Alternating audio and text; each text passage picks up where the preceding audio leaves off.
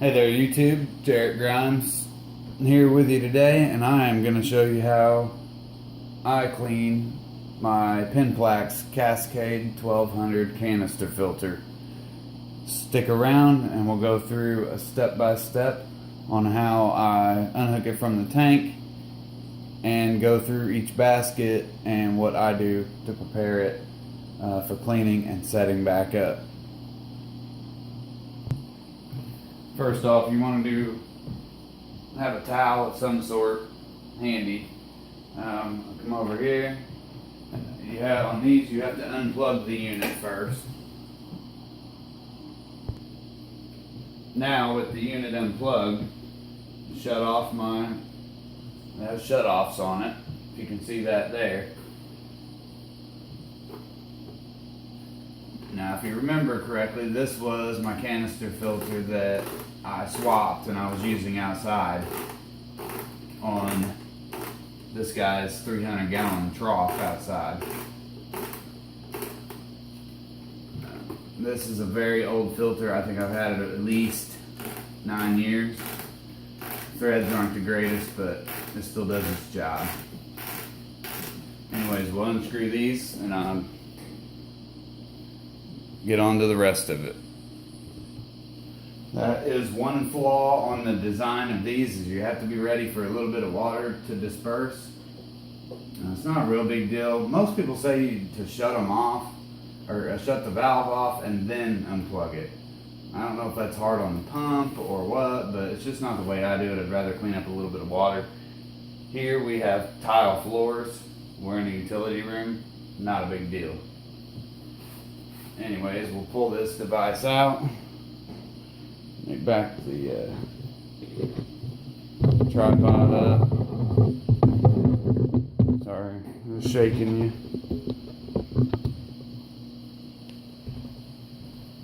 All I'm gonna do is I have mine set on a crate because I like it elevated off the floor. Now, I'll pause you just a second and come back. I'm gonna dry up this little bit of water that I spilled. Here we are. I like to use my kitchen sink generally, but lately for canisters I have found it easier to do in the tub because there's more room, and I know that this filter is going to be disgusting. So no judgment, because I try to be a responsible fish keeper, but with all the choices, you know, between flake food and pellet food, and no, I'm just teasing. But this thing was outside and it got sunshine, you know, from by the pond. And I know it has algae and such in it, and I have a good feeling it's going to be gross. And the fact that it hasn't been overhauled in about 3 months. Now, there is some DIY stuff that I do personally, and that is the biggest reason why I am sharing this video with you. So, stick around and let's pull this bad boy apart.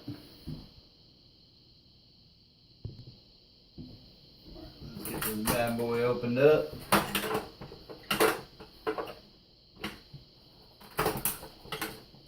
And like I said, this is an old filter. I don't even have the handle anymore.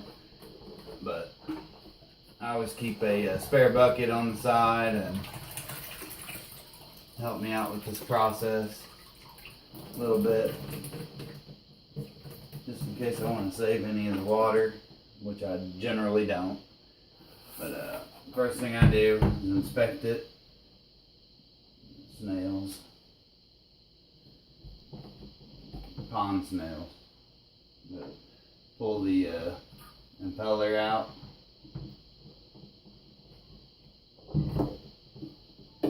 Inspect it. Make sure it's clean. Run a little water over it.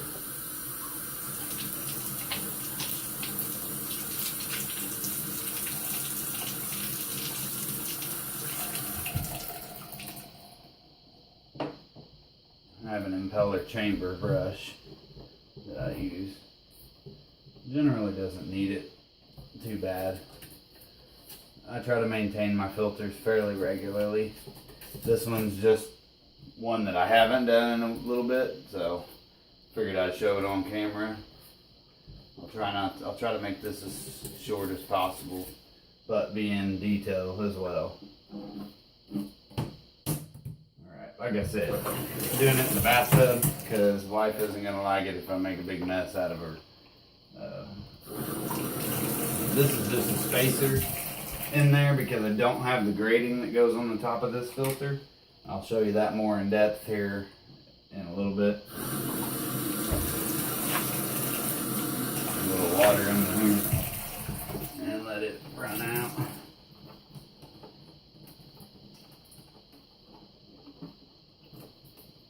Alright, I'm sure you guys don't want to see me fool with this, but I always inspect the rubber gasket, which is around the top on these models. Around here, you want to inspect that, make sure there's no snails, shells, eggs, whatever in that area. Now, what I'm going to do is set this off to the side in my sink so it's not in my way any longer. Get down. So what I'll do first off is get a bucket, and I guess I could have done this beforehand, but wasn't really thinking. So take some of the water and I'll dump it into a bucket. And this will be for the biomedia when I get down to it, which I think in this case is probably lava rock. This filter got thrown together real quick, fast, in a hurry for the pond. And yes, so we pull out the first basket. Yeah, look at that hair algae, yeah, like strands of hair. Prime example. I mean, that's actually really beneficial for the tank, but more so the pond. Okay, so I want to set that aside. Now this, the filter pad, again, I'll let the water drain off into my bio. That was actually working as a magnificent filter outside because the light shined through it just enough. Most people don't like the sight of algae, but it is very beneficial. And then we're gonna pull this out. Same thing, drain it into the lava. Alright, and you can smell that algae.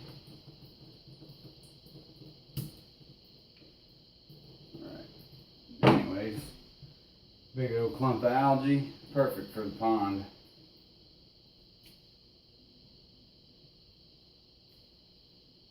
Not in this case. So, anyways, now this is just going to be mess and dirt, so we're going to go ahead and dump it out. That's where all your stuff settles.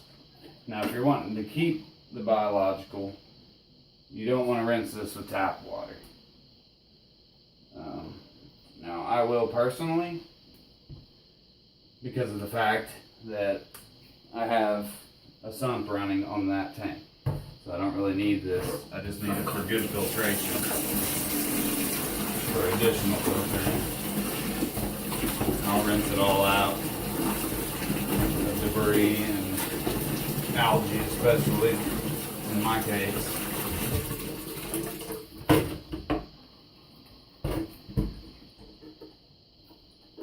Get all this plant media and whatnot. Good. Plant matter.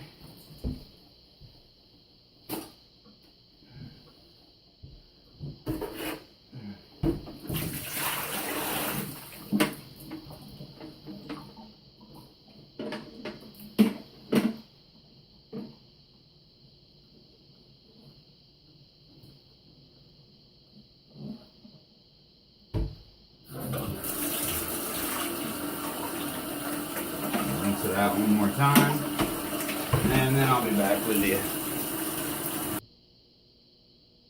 Now in this, the do-it-yourself part, now I'm going to take some lava rock that I've had rinsed for a while and put in the bottom of my filter.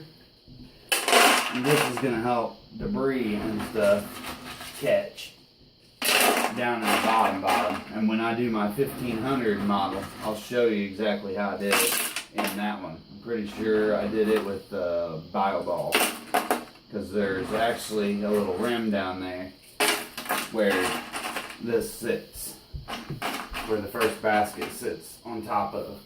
So we're going to fill it up around that area, give or take. It doesn't have to be perfect, it's just enough to block some of the flow, because I don't need all that flow. Not necessarily. And we'll just get a few down in there.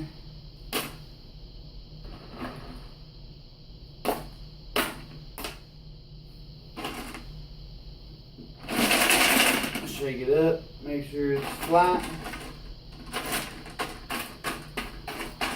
Sorry if my arm's in the way for you to see. But and that's all I'm going to do as far as that goes. Might as well utilize what little lava rock I have laying around that I didn't use on the 220. Again, it's just going to serve as trapping some of the detritus and stuff that makes it into the bottom of the filter. Because this being a bottom filtered system, it goes straight to the bottom and then up, and then it's filtered through all your pads and medias and chemical filtration and mechanical filtration back to the tank. So let me get back to the baskets and then we'll go from there, and I'll show you what I do with that. Alright, now the first one that I'm going to do is always the bottom one first. I put them back in order. Now this is gross, obviously. This one here, on the other hand, is probably just as dirty, but it's going to be dirty from the bottom up. Remember how I said it filters from straight down the tube and then back up through all your stuff. You're going to want to beat this out. You do not want to rinse it in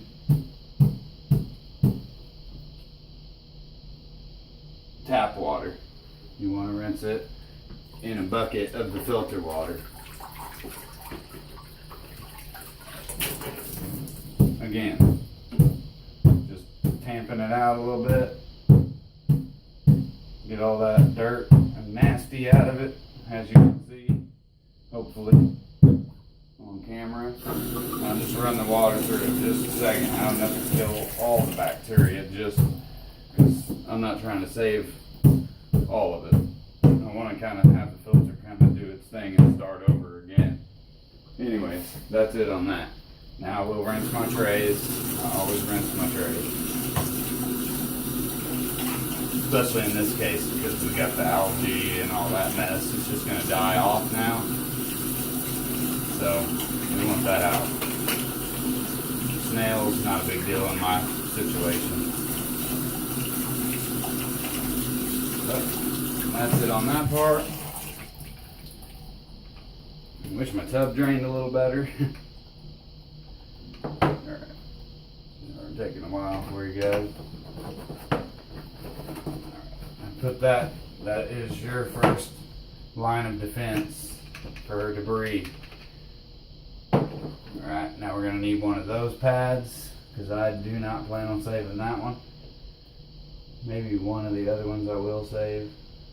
Let me get it. But yeah, all of them are pretty gross. I use batting in most cases. Now I am going to rinse this one out in the tap and see if it's reusable. Alright, here we are. I've rinsed this one out. You can tell next to that one, it's still not great, but it is definitely usable. So we are going to utilize it in the bottom, just as a first line of defense through that one. And it will go ahead and go back in the filter. Basket down. Alright, that one's set in place and level. And then we will check the next basket, which is going to be more pads in my case, because that's how I run mine. But of course, I want to scrub all that algae off again. So repeat the same process, and I'll come back when I get that done, so you don't have to sit through it. I'm going to use a little bit of reef carbon because it's a little stronger than your ordinary cheap whatever brand carbon that you can get.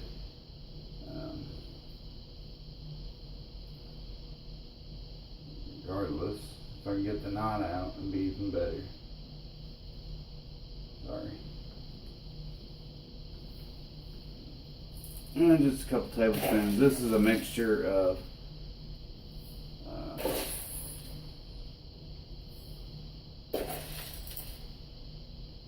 Amocarb, zeolite, and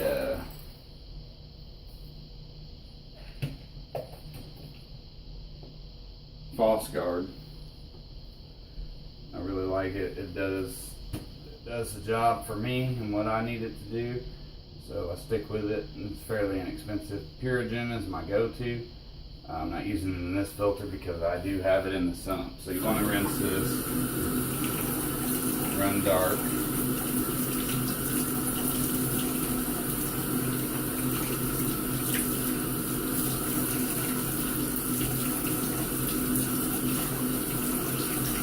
Not worried if it runs completely clear or not, personally.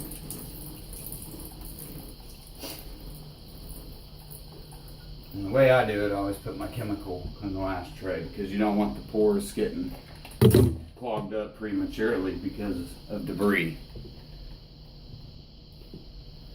So we still have one more to take apart, and as you probably noticed, this one has a screen in it, and that's, like I said, I'm missing the other part on this filter being so old. It was busted up and whatnot. So this is the best way I could go as quick as possible when I got the catfish going up in the pond.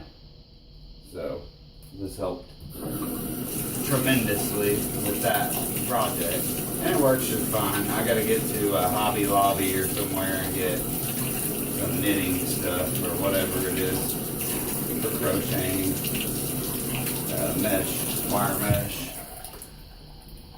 This one is gross. Oh, why am I? Sorry about that. These are just random pads and stuff I threw in here to seed it. So we'll just pull all of it out, throw it aside, rinse it. There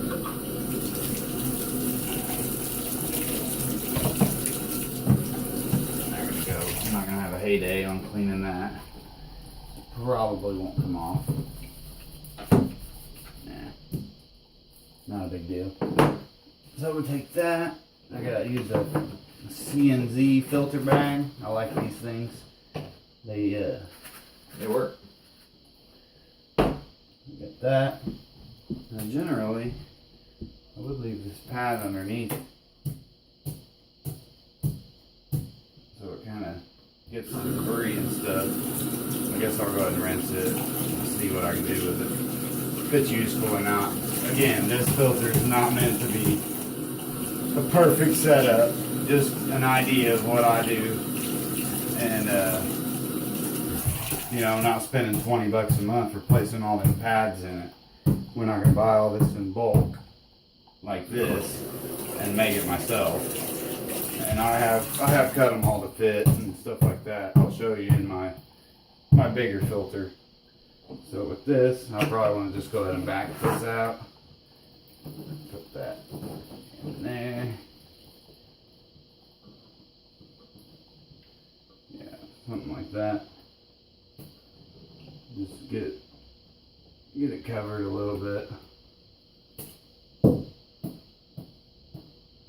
I do have some more of this. That's probably the best thing to go down in the bottom. But regardless, polyfill works about the best.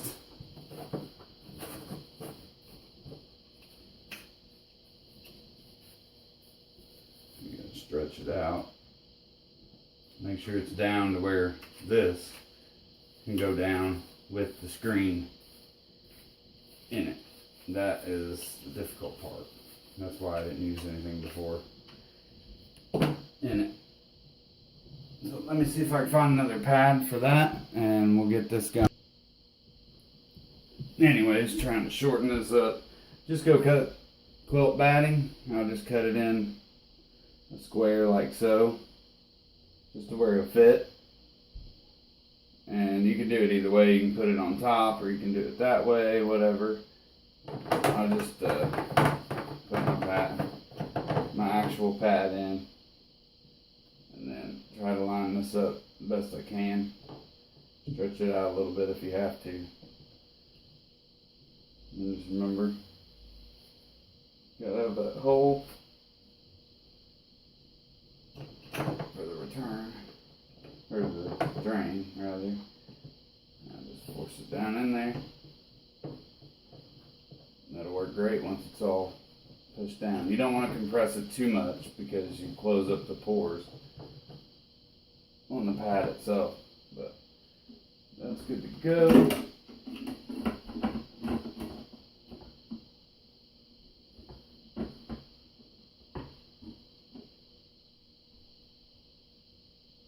Now see how I'm going to do this. I filled this full of polyfill, which you can buy at your local Walmart or hobby shop or quilting place, sewing shop, whatever. Or you can buy filter floss, is what I'm using it as, at the pet store or online. So I'll just force that down in there. I'm not going to use any of all that old stuff. I want it thrown out. Make sure this is down. Now on your actual 1200, there's a grating that goes over that, and you'll want that. You'll want to use that if you have it. Now, in my case, I've already explained that I don't. So, this is what I got to work with. Now this is my Bio. I have Bio rings, Biomax by Fluval, and my lava rock. So it's going to go back in first to help weight that down. Good.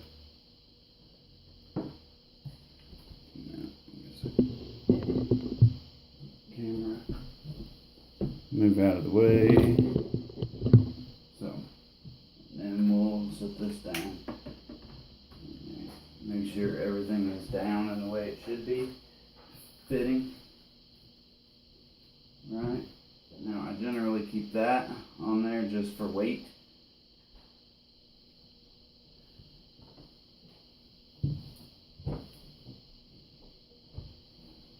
Now I'm gonna have to clean the mess up before my wife gets home, or she's gonna hurt me. So I'll make up a little bit of water and put in there, and then I'll get it back on the tank and show you it operating. Any questions, you guys can post down below. Sorry about the video being so long and kind of unorganized, but it was kind of a last minute, hey, I'm gonna do this type thing, let's film it. So anyways, stick around and I'll get it filled up with water and put back to the tank. Alright, I got it all filled up with water, about to hook it up to the tank, and then we'll run it. I always dry it off first, that way I can see if there are any current leaks or if I need to adjust something or whatever. Now again, this isn't an ideal setup, or I'm telling you to set your filter up exactly like this, and no, it's just a demonstration of how my filter was set up for the pond. And you can basically use anything you want in your filter, for the most part, as long as it's safe and whatnot. You have to do your research and check on what it is that you want to put in it media wise and whatnot, and see what works best for your application. Right, and I got it back on the tank. Open the valves. I did raise it up, took it off that crate. As long as it's below this water level, the hoses aren't very long in the first place. It should siphon perfectly fine. So I'm going to go with that for now. And we don't have any leaks or anything like that. So as far as that goes, everything looks good. Get under here.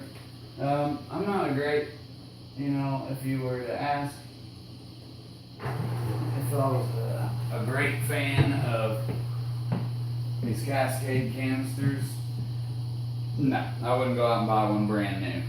Definitely not. Do they work? Yeah, they work very well and they filter very well. But the design of them is made very cheap. You can go buy a Sun or whatever brand they call it, made in China, to do the same thing for half the price, and most of them are made a little bit better. Now there are some perks to that, but otherwise it is a good filter and it does its job.